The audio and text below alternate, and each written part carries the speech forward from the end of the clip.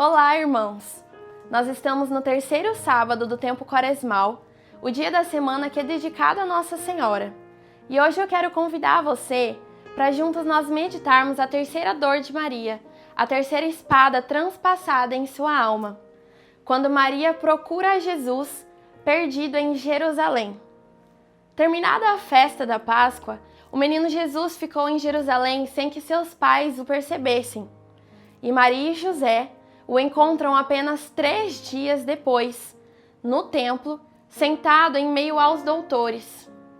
Então, unidos a essa dor de Maria, uma mãe que ficou angustiada e aflita com a perda do filho, eu convido você, hoje, a rezar o Santo Terço, colocando em intenção sua família, para que nenhum mal alcance os seus familiares e a sua casa.